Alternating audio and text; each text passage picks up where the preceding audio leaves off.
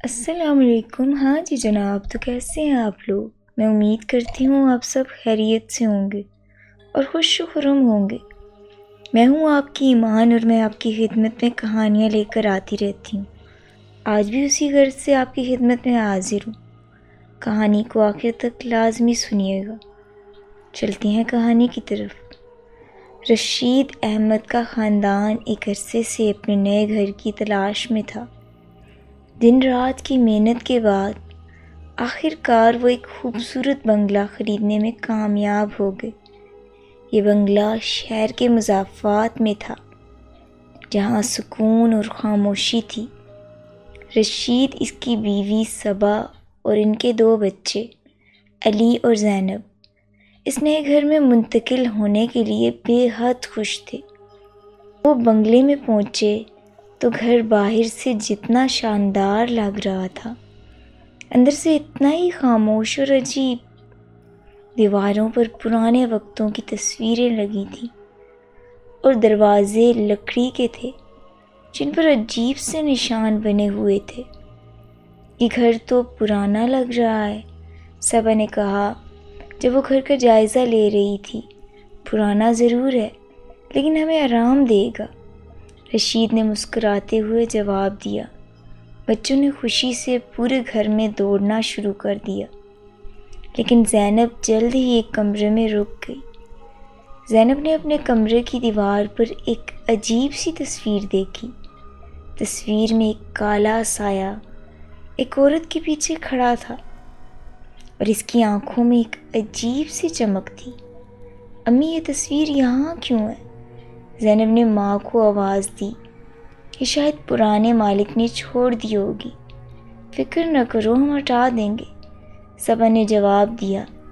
لیکن جب رات ہوئی تو عجیب باتیں شروع ہو گئیں۔ زینب نے محسوس کیا کہ کوئی اس کے کمرے میں چل رہا ہے۔ علی نے خواب میں کسی کے چیخنے کی آوازیں سنی اور صبا نے باورچی خانے میں برتن گرتے ہوئے دیکھے، حالانکہ وہاں کوئی موجود نہیں تھا۔ ایک رات رشید اپنے کمرے میں بیٹھا کاغذات دیکھ رہا تھا جب اس نے محسوس کیا کہ کھڑکی کے پیچھے کوئی کھڑا ہے۔ اس نے پردہ ہٹایا، لیکن وہاں کچھ بھی نہیں تھا۔ جیسے اس نے دوبارہ کام شروع کیا، اس لیے لگا کہ کوئی اس کے کندھے کے پیچھے کھڑا ہے۔ کون ہے؟ رشید نے پلٹ کر کہا، لیکن پیچھے صرف سناٹا تھا۔ اگلی صبح صبا نے بتایا کہ رات کے وقت اسے لگا کہ کوئی اس کے بستر کے قریب کھڑا تھا۔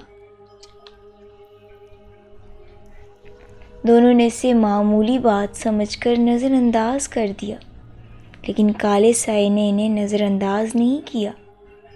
علی اور زینب دن بدن زیادہ ڈرنے لگے۔ زینب کہتی تھی کہ ایک کالا سایہ ہے، اس کے کمرے میں آتا ہے اور اسے گہری نظروں سے دیکھتا ہے۔ علی نے بتایا کہ اس نے کسی کو سیڑھیوں پر چلتے دیکھا، حالانکہ سب سو رہے تھے۔ یہ بچے کیوں اتنا ڈرے ہوئے ہیں؟ رشید نے صبا سے پوچھا۔ مجھے نہیں معلوم، لیکن کچھ عجیب ضرور ہو رہا ہے، صبا نے کہا۔ ایک دن رشید کے پاس اس کے پڑوسی آئے۔ انہوں نے پوچھا، تم اس گھر میں کیسے رہ رہے ہو؟ کیا تمہیں کچھ عجیب محسوس نہیں ہوا؟ رشید نے حیرت سے پوچھا، آپ کیا کہنا چاہتے ہیں؟ پڑوسی نے بتایا کہ یہ گھر کئی سالوں سے خالی تھا، کیونکہ یہاں رہنے والے لوگ ہمیشہ کسی نہ کسی حادثے کا شکار ہو جاتے۔ یہاں ایک کالا سایہ رہتا ہے جو کسی کو سکون سے جینے نہیں دیتا، انہوں نے کہا۔ رشید نے پہلے تو ان باتوں کو نظر انداز کیا، لیکن گھر میں ہونے والے عجیب واقعات کو سوچ کر اس کے دل میں خوف بیٹھ گیا۔ صبا نے رشید کو مشورہ دیا کہ وہ مولوی صاحب کو بلائیں۔ مولوی صاحب نے گھر کا معائنہ کیا اور کہا، یہ گھر واقعی کسی بری طاقت کے قبضے میں ہے۔ اس کالے سائے کا تعلق یہاں کے ماضی سے ہے۔ مولوی صاحب نے ایک کمرے کی طرف اشارہ کرتے ہوئے کہا، یہاں کچھ دفن ہے جو اس سائے کو طاقت دیتا ہے مولوی صاحب نے کچھ آیات پڑھ کر گھر کو پاک کرنے کی کوشش کی، لیکن جیسے ہی وہ عمل کر رہے تھے پورے گھر میں ایک عجیب سی چیخ کی آواز گونجنے لگی۔ سب نے دیکھا کہ دیواروں پر سائے حرکت کرنے لگے۔ زینب چیختے ہوئے بھاگ کر صبا کے پاس آ گئی۔ امی، وہ سایہ میرے پیچھے ہے۔ مولوی صاحب نے کہا، یہ سایہ تمہارے خاندان سے بدلہ لینا چاہتا ہے، اس کا ماضی سے گہرا تعلق ہے۔ مولوی صاحب کے عمل کے دوران ایک پرانی صندوق زمین سے نکل آئی۔ صندوق میں ایک عورت کی تصویر اور کچھ عجیب سی تعویذ تھے۔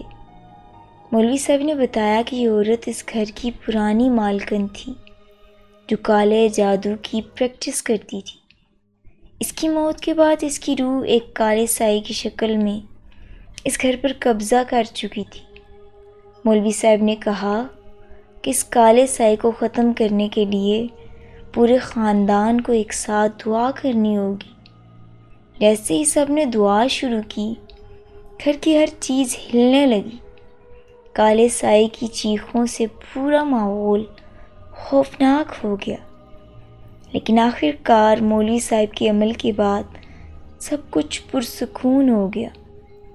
مولوی صاحب نے کہا، یہ سایہ اب ختم ہو چکا ہے، لیکن ہمیشہ یاد رکھو کہ تمہیں دعا اور نیک اعمال کے ذریعے اپنے گھر کو محفوظ رکھنا ہوگا۔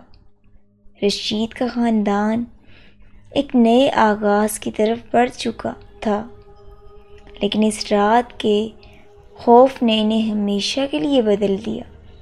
مزید ایسی کہانیوں کے لیے میرے چینل کو سبسکرائب کریں۔ شکریہ۔